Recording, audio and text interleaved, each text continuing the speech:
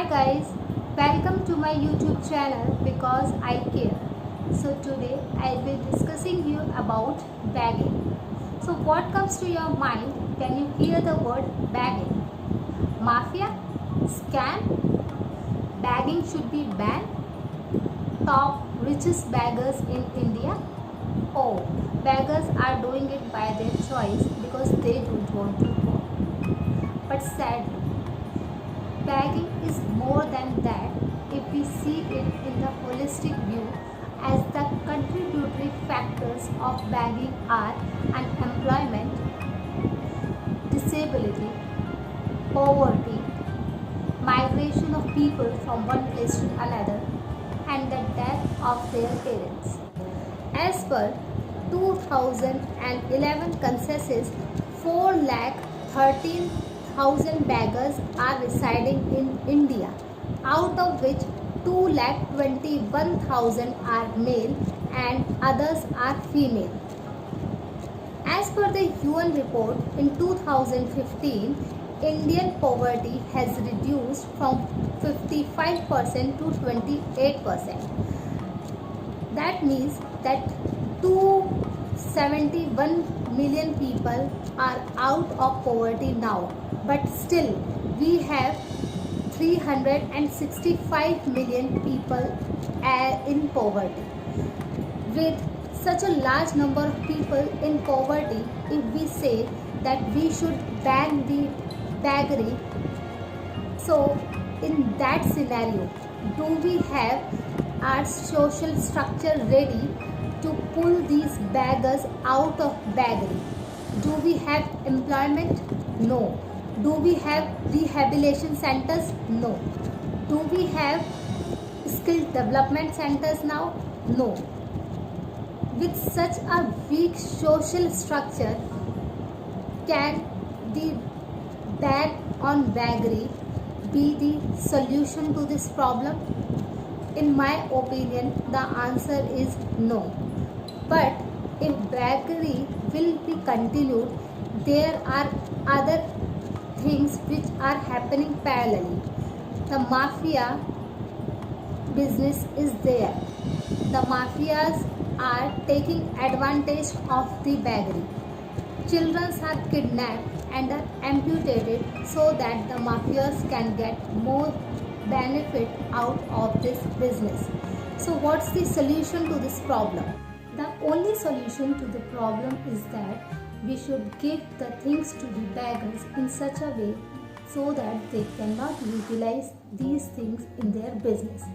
This will be more clear when we will move ahead in the discussion. So the first thing which we can do is please stop giving money.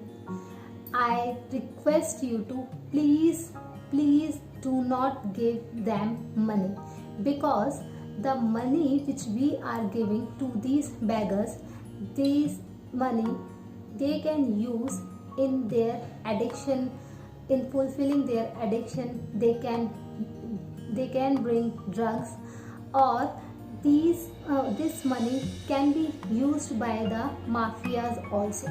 So please make sure not to give them money. Second thing is just try to give them food. So when you come out of your home, try to take the fruits like apples or the bananas in a small package, and wherever you get the beggars, just please try to give them the fruits or some food.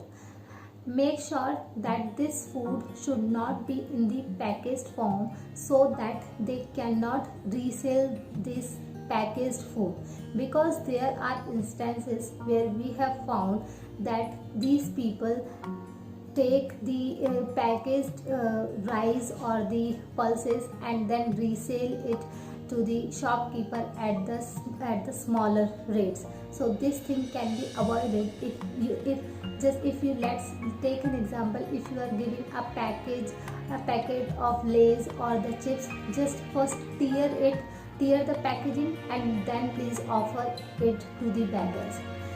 third point is, please try to give the food, as an example, the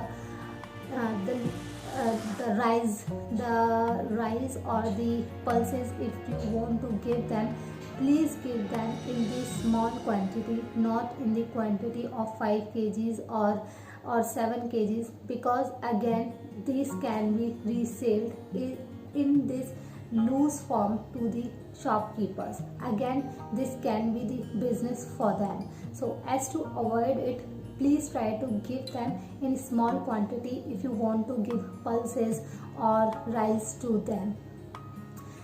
The next thing which we can do is, you may have seen various instances where these beggars are very talented. So if you find such talent in them, just try to shoot a video clip and upload it on the social media with the help of with only by their permission, so that the interested person can contact them and their life may change. The next thing which we can do is, if you get some time, just please try to talk with them. There can be the chance that you can help them in any way to change their life. The other thing which I can think of is, we can this can be done at the society level. What we can do is, we can keep a cardboard cardboard at some common place, where we can collect the discarded clothes and some items, and so like soap or brush, so that we can directly deliver all these things to these beggars. In this way, there will be two benefits. The first one is, because we are not giving them money, so the basic amenities like toothbrush and soaps, all these things can be provided to these beggars, and they will not be able to do business from them, and we also can help them in this way. There are NGOs and old age homes also which can help these beggars for the upliftment of them. But before contacting to these NGOs or the old age homes, my advice to you would be, please do some ground level research. And we all people think that they may be very happy while doing this business. But reality is different. This person does not want to sit inside the hotel because his dignity has become so low. वहाँ क्या दिक्कत है खाने में? दिक्कत नहीं sir, हमारी personality खराब हो चुकी है। पर्सनालिटी खराब हो चुकी है? क्या खराब हो चुकी है? खिला रहा हूँ, रो मत। और मंगाऊं? और नहीं? 4 दिन से भूखा था, आपने पूछ लिया आ जाओ, मैंने पूछा बाबूजी मैं भी आ जाऊँ। 4 दिन से भूखे थे आप? रोना नहीं, पर आप रोगे ना मुझे बुरा लगेगा। Study which was published in International Journal of Rehabilitation shows entirely different results. This study was conducted by Dr. Thapar, and in this research 46 beggars were surveyed from the Baroda district in Gujarat, and it was found that 39% of these beggars were suffering from one or other psychiatric disease. 74% of these beggars had the history of any addiction or the poor attitude from their family, or one of their family members was suffering from any psychiatric disease.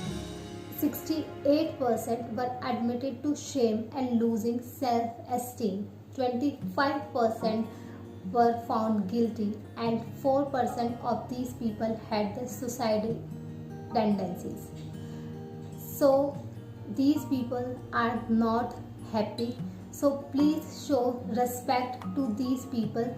This is only the temporary things which we are doing till our social structure is strong enough so as to do the upliftment of these people. I'll meet you in the next video. Till then, please try not to show the sympathy towards these people. Instead of that, try to be responsible for these people and try to change their life.